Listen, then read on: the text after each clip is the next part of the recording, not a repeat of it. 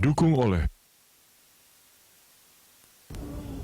Pemirsa, dalam segmen Inspirasi Ramadan kali ini kami menghadirkan seorang pengusaha muda yang sukses dan religius. Bagaimana kisah seorang Sandiaga Uno dalam memulai usahanya serta pengalamannya bisa menjadi inspirasi Ramadan buat kita. Langsung saja kita berbincang dengan Pak Sandiaga Uno. Terima kasih Pak Sandiaga sudah hadir bersama kami. Terima kasih. Semoga nanti banyak kisah inspiratif yang bisa kita kupas dari Pak Sandiaga.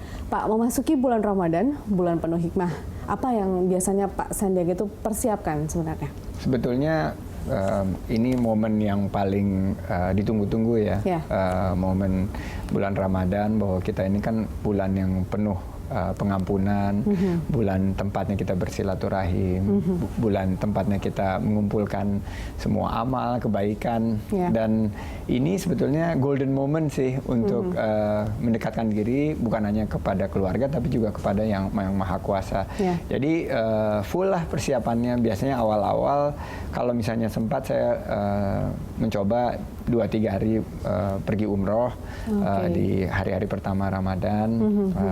Insya Allah bisa berumroh di bulan Ramadan itu merupakan suatu berkah buat kita, dan setelah kembali kita full time untuk bersama-sama sama keluarga, kita tingkatkan ibadah dan silaturahim dengan baik keluarga, kerabat, atau warga Jakarta, relasi pekerjaan, maupun sekarang saya aktif berpolitik ya, jadi dengan relasi-relasi yang semakin banyak ya, semakin banyak.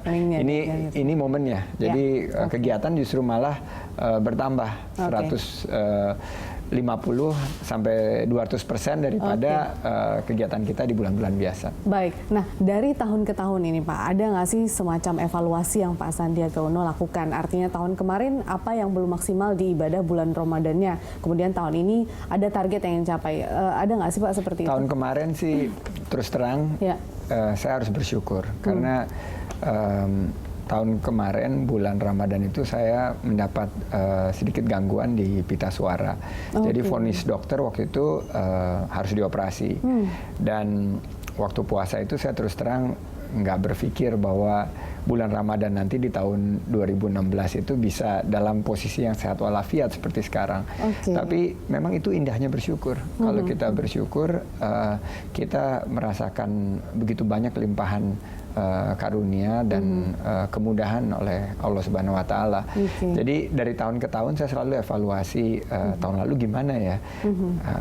Tahun lalu tuh nggak kepikir ada di posisi ini sekarang. Bagaimana saya udah mulai aktif berpolitik, mengalami naik turunnya dalam berkampanye.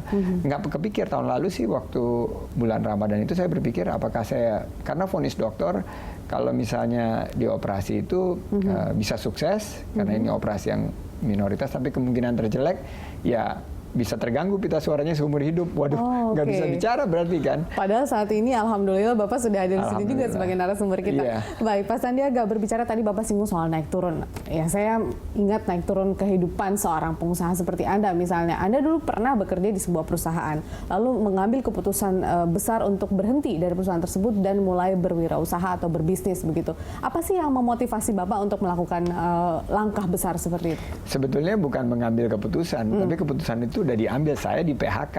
Jadi bukan saya mundur dari pekerjaan, tapi Allah menghadirkan suatu krisis, mini krisis ya, di mana tiba-tiba saya tidak memiliki pekerjaan lagi. Saya masuk ke kamar saya, di atas meja saya ada secari kertas yang menyatakan bahwa saya sudah diterminasi. Itu gimana Pak perasaannya? Waduh, itu karena kan tidak pernah berpikir ya Pak ya? Seperti geledek di siang bolong. Saya merasakan tiba-tiba dunia seperti gelap. Mau ngapain nih kita? Karena saya nggak terpikir, ayah saya itu 30 tahun bekerja di sebuah perusahaan, mulai dari lulus sampai pensiun. Ibu saya seorang guru. Saya nggak pernah terpikir ada dalam posisi di PHK.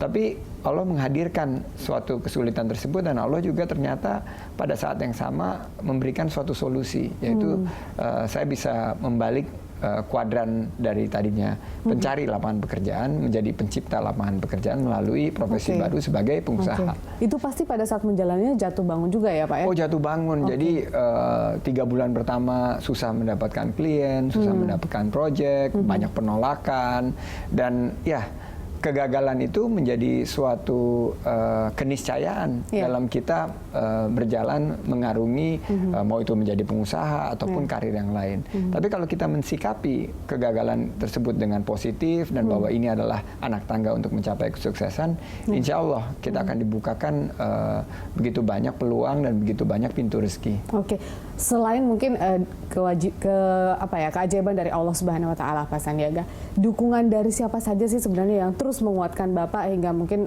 sampai di posisi sekarang? Paling pertama keluarga. Jadi keluarga itu it's our safety net, it's our soft cushion. Jadi kalau kita ada kegagalan atau ada rasa galau, khawatir, memang keluarga yang memainkan peran sebagai bukan hanya shoulder to cry on ya, bukan hanya bahu yang kita gunakan untuk cuma menangis, untuk mendengar gitu. kita, tapi juga menjadi source of inspiration, menjadi sumber daripada inspirasi kita.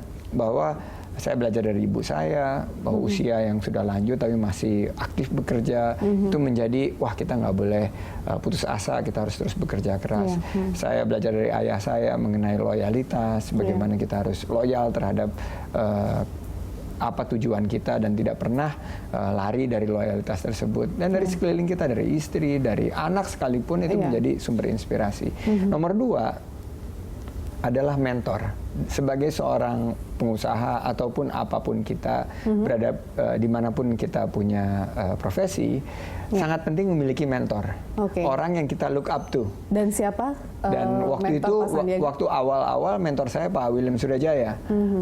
Beliau tokoh pengusaha yang sangat sukses, non-muslim, tapi mengedepankan prinsip-prinsip yang sangat islami gitu, seperti bahwa rahmatan lil alamin, sebagai seorang pengusaha itu harus memberikan manfaat bagi sekitar kita. Astra itu dulu diciptakan dengan visi misi bahwa menjadi aset bangsa, bukan untuk memperkaya diri sendiri, tapi menjadi aset bangsa gitu. Karena kan menjadi seorang pengusaha itu orientasinya selalu adalah, kalau kita melihatnya adalah keuntungan dan pendapatan, tapi jarang kemudian berpikir bagaimana saya membuka banyak lapangan kerja untuk orang lain, begitu Pak Sandiaga. Membuka lapangan pekerjaan, menjadi aset bangsa, menggerakkan perekonomian, dan yang terpenting juga memecahkan solusi-solusi yang dihadapi oleh bangsa ini.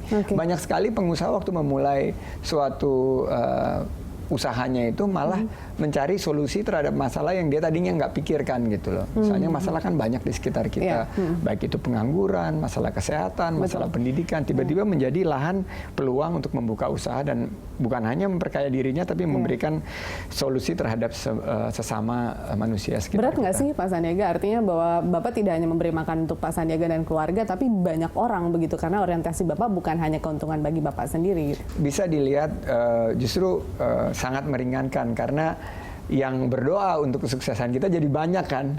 Kalau sendiri kita hanya berdoa buat diri kita sendiri, tapi ini banyak karyawan maupun mitra usaha yang juga ingin mendoakan supaya kita sukses. Nah, spirit tersebut yang saya bawa sekarang masuk di sektor saya yang baru, yaitu sektor politik. Kalau kita punya spirit seperti itu, ya mudah-mudahan kita bisa mencapai suatu hal yang lebih positif dan optimis ke depan. Berbicara tentang politik itu satu langkah yang lebih besar lagi Pak, dan di situ mungkin lebih banyak anomali yang terjadi. Kita akan membahasnya lebih jauh di segmen berikutnya, Pak Sandiaga. Pemirsa tetaplah bersama kami di Inspirasi Ramadan. Kami akan kembali usai jeda.